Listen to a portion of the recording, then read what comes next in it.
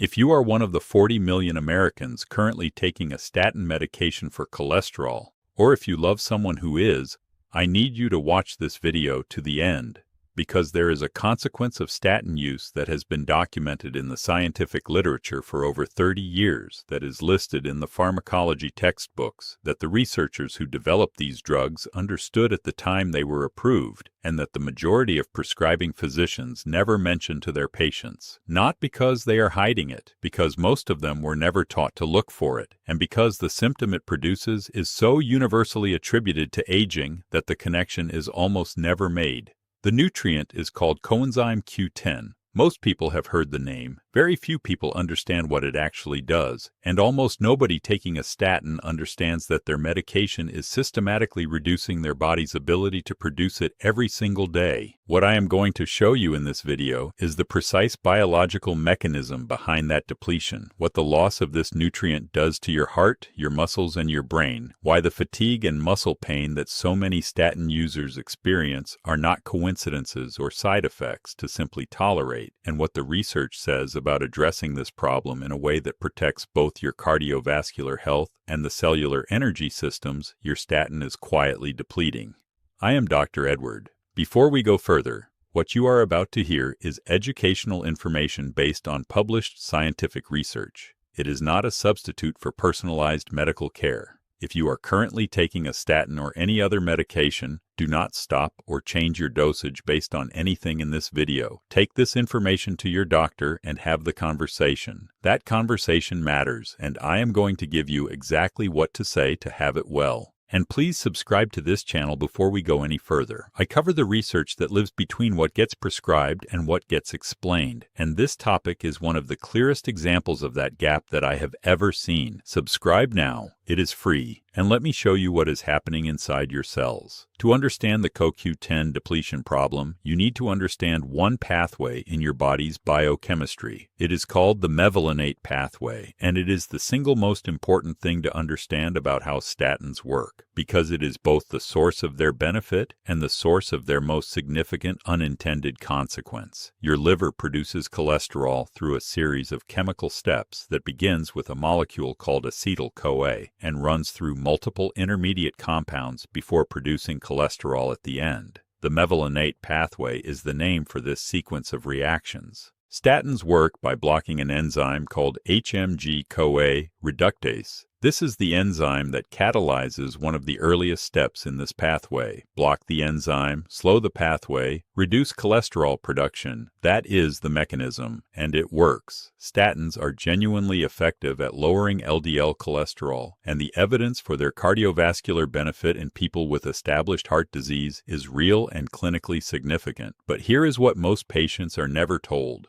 The mevalonate pathway does not only produce cholesterol, it produces several other critical molecules along the same biochemical route. One of those molecules, produced at a branch point in the pathway before the final steps that make cholesterol, is coenzyme Q10. When statins block HMG-CoA reductase, they do not selectively reduce cholesterol production while leaving everything else intact. They reduce the output of the entire upstream pathway, which means they reduce the production of coenzyme Q10 as well. Not occasionally, not in some patients. In every patient who takes a statin, at every dose, every day, the depletion is a direct and unavoidable consequence of the mechanism of action. It is pharmacological, it is predictable, and it was known before these drugs were approved. The original patent application for lovastatin, one of the first statins approved by the FDA, filed in 1990, included a proposal to combine the statin with CoQ10 supplementation specifically to address the depletion the drug causes. That proposal was never pursued commercially. The statin was approved and marketed without the CoQ10 component. The depletion was documented in the literature and quietly set aside. Now let me tell you what coenzyme Q10 actually does, because most people know the name from supplement bottles, but have no understanding of the biology, and the biology is extraordinary. Every cell in your body contains structures called mitochondria.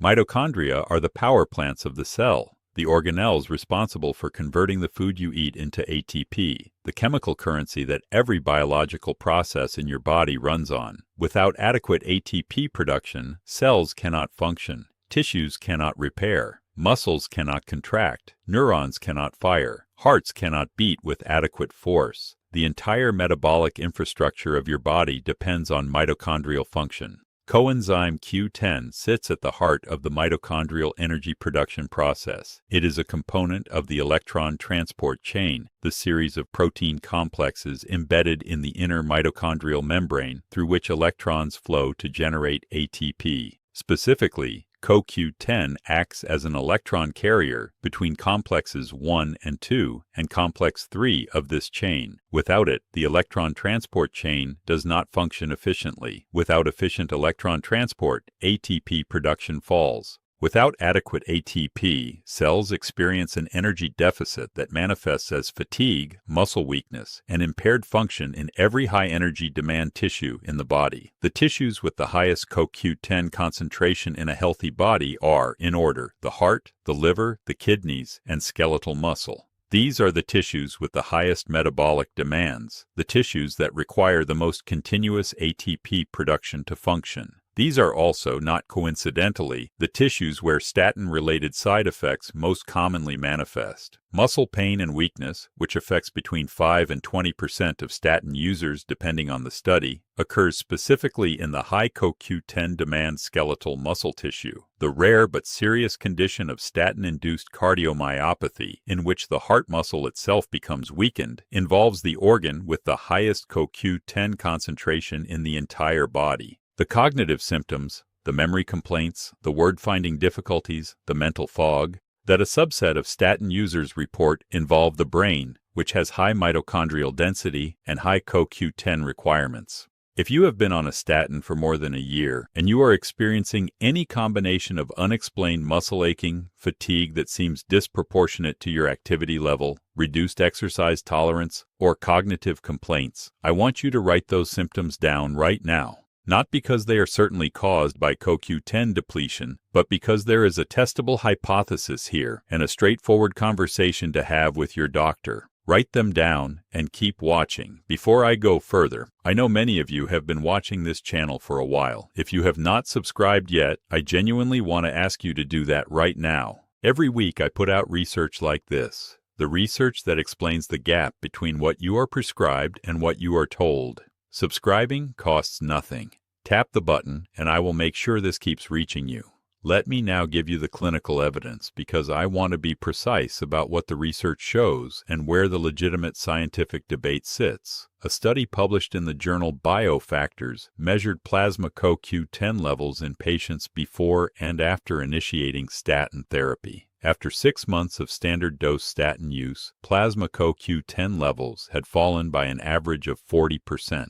40%. Other studies using different statins and different measurement time points have found reductions ranging from 16 to 65% depending on the drug, the dose, and the duration of use. The more potent the statin and the higher the dose, the greater the CoQ10 depletion. Atorvastatin and rosuvastatin, two of the most commonly prescribed statins sold under the brand names Lipitor and Crestor, are among the most potent statins and produce the most significant CoQ10 depletion. Now here is where the scientific picture becomes more nuanced, and I want to be honest about that nuance. The relationship between plasma CoQ10 levels and tissue CoQ10 levels is not perfectly linear. Plasma CoQ10, the CoQ10 circulating in your blood, is what most studies measure because it is easy to test, but the CoQ10 that matters most is the CoQ10 inside your cells, inside your mitochondria, and the correlation between blood levels and tissue levels, while real, is imperfect. Some researchers have argued that the clinical significance of statin-related CoQ10 depletion has been overstated because reductions in plasma CoQ10 do not always translate proportionally to reductions in muscle or heart tissue CoQ10.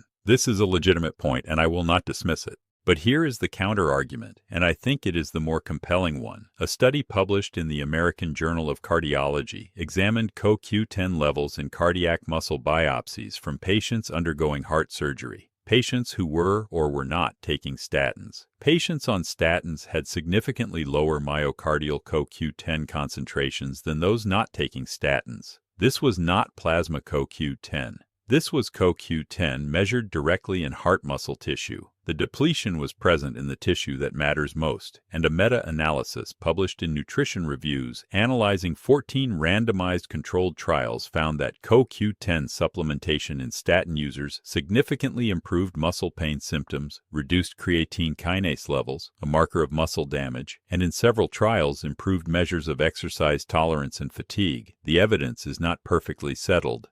There are studies that show significant clinical benefit from CoQ10 supplementation in statin users, and studies that show modest or equivocal benefit. What is settled is the mechanism. The depletion is real, documented, and biochemically unavoidable. What is under debate is the clinical magnitude of that depletion and the universality of its symptomatic consequences. I think that debate is worth having with your doctor, armed with your specific symptom history, rather than waiting for a research consensus that may take another decade to emerge. I want to spend some time on the heart specifically because I think there is a profound and deeply underappreciated irony in the statin CoQ10 story that most cardiologists do not discuss with their patients. Statins are prescribed overwhelmingly for cardiovascular protection, to reduce the risk of heart attack and stroke by lowering LDL cholesterol and reducing atherosclerotic plaque progression. Their use is most widespread in the population at highest cardiovascular risk, people over 60 with established heart disease, prior cardiac events, or multiple cardiovascular risk factors. These are the very patients most likely to be prescribed high-dose statins, and they are the very patients in whom CoQ10 depletion, specifically depletion in the cardiac muscle, carries the most serious potential consequences. Coenzyme Q10 deficiency in cardiac muscle is directly associated with heart failure. Not theoretically, directly. A landmark clinical trial called Q10, published in the Journal of the American College of Cardiology Heart Failure, randomized 420 patients with moderate to severe heart failure to receive either CoQ10 supplementation or placebo for 2 years. The patients receiving CoQ10 had a 43% reduction in major adverse cardiovascular events and a 42% reduction in cardiovascular mortality compared to the placebo group. These are not trivial effect sizes. These are the kinds of numbers that, if they came from a pharmaceutical drug trial, would produce front-page headlines. The Q10 trial is one of the most significant nutritional cardiology trials ever conducted, and most cardiologists have never prescribed CoQ10 to a single patient. The implication is stark. A patient with heart disease takes a statin that reduces their CoQ10 levels by 40%.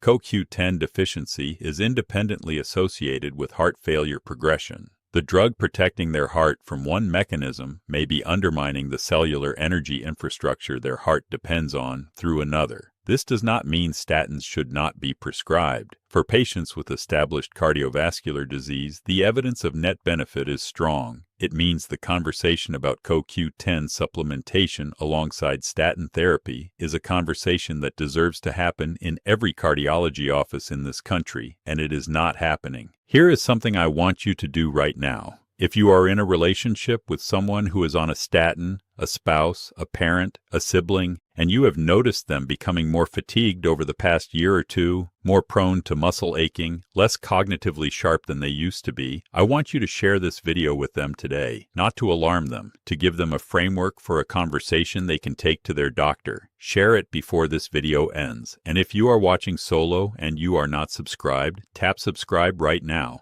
Next week, I am covering the dietary protocol that actually supports CoQ10 production naturally alongside supplementation data. Let me now discuss the practical question most relevant to you if you are a statin user or the caregiver of one. What does the evidence say about CoQ10 supplementation? What form works? What dose matters? And how do you have this conversation with your doctor? First, form.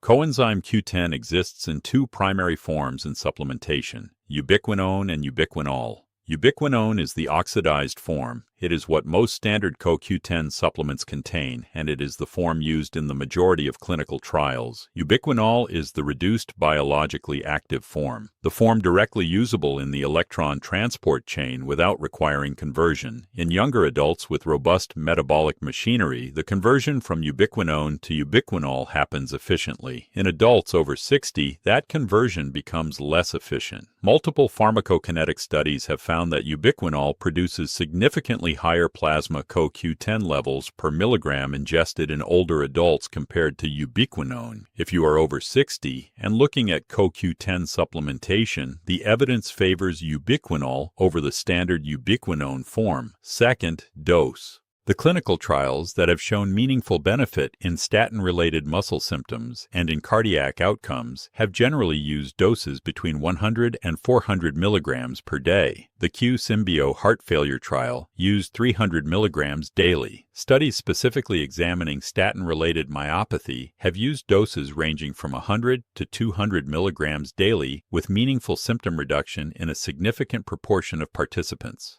Lower doses, the 30 and 50 milligram products commonly found on supermarket shelves, are likely insufficient to meaningfully restore CoQ10 levels depleted by statin therapy. Third, absorption. CoQ10 is fat-soluble, meaning it requires dietary fat for adequate absorption. Taking it on an empty stomach significantly reduces bioavailability. The practical instruction is simple. Take your CoQ10 supplement with the meal that contains the most fat in your day.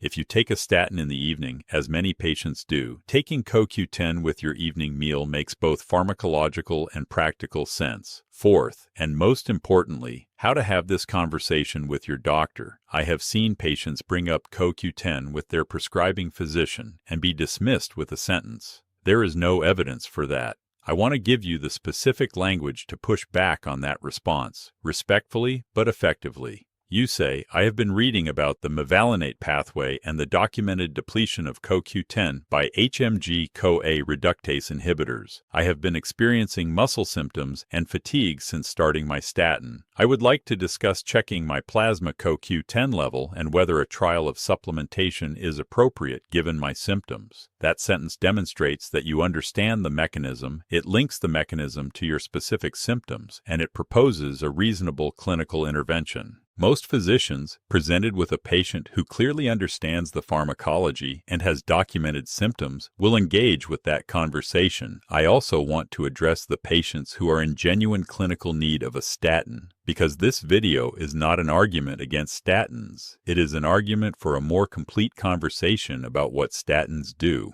For patients with established coronary artery disease, prior myocardial infarction, or very high cardiovascular risk scores, the evidence for statin benefit is strong and the net clinical calculation clearly favors continued use. The goal is not to stop the statin. The goal is to address the CoQ10 depletion alongside the statin therapy so that the cardiovascular protection the drug provides is not being undermined at the mitochondrial level in the very organ it is trying to protect. There is a subgroup of statin users for whom this conversation is most urgent, and I want to be specific about who they are. Patients on high-intensity statins, atorvastatin 40 or 80 milligrams, rosuvastatin 20 or 40 milligrams, experience the greatest CoQ10 depletion. Patients who have been on statins for more than 5 years have had sustained depletion long enough that meaningful tissue-level CoQ10 deficits are more likely. Patients who are also on other medications known to affect CoQ10 metabolism, beta blockers, certain blood pressure medications, metformin, may be experiencing additive depletion effects.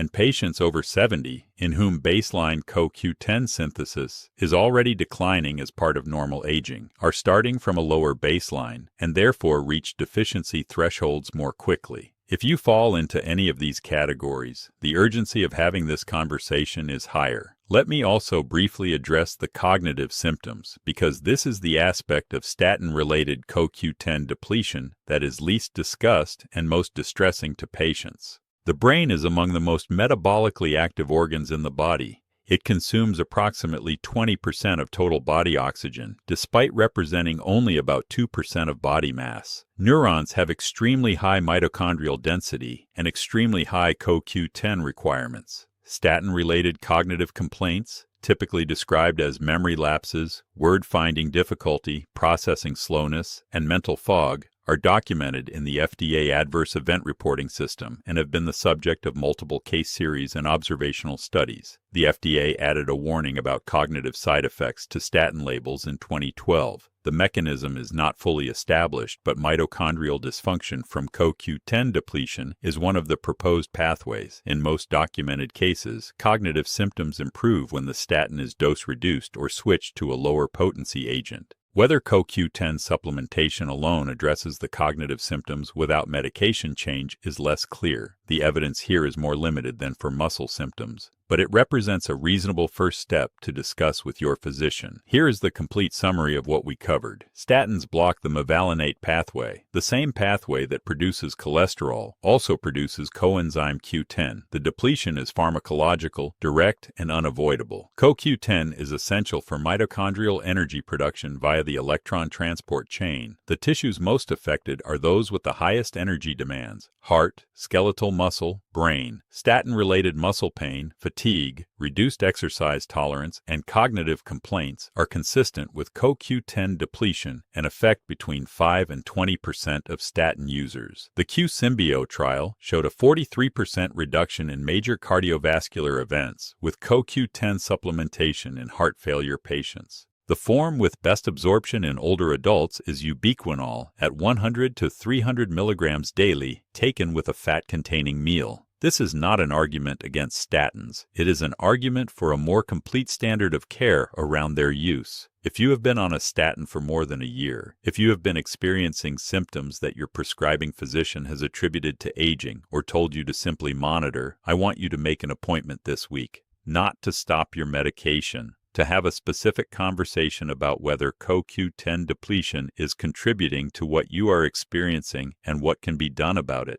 You deserve that investigation. The research supports having it, and your doctor is more likely to engage with it if you walk in knowing the mechanism. Please share this video with every statin user in your life. This information has a direct, practical application that could change someone's quality of life. The gap between what is known in the pharmacology literature and what is communicated to patients is exactly the kind of gap this channel exists to close. Share it and help close it for someone you love. Subscribe to this channel if you have not already. My next video covers the full dietary and lifestyle protocol for supporting CoQ10 levels naturally, the foods with the highest CoQ10 content, the nutrients that support the mevalonate pathway downstream of the statin block, and the lifestyle factors that preserve mitochondrial density as we age. That is the practical follow-through to everything I told you today. Subscribe so it comes directly to you. I am Dr. Edward. Know what your medication is doing. Ask the questions that deserve answers, and I will see you in the next one.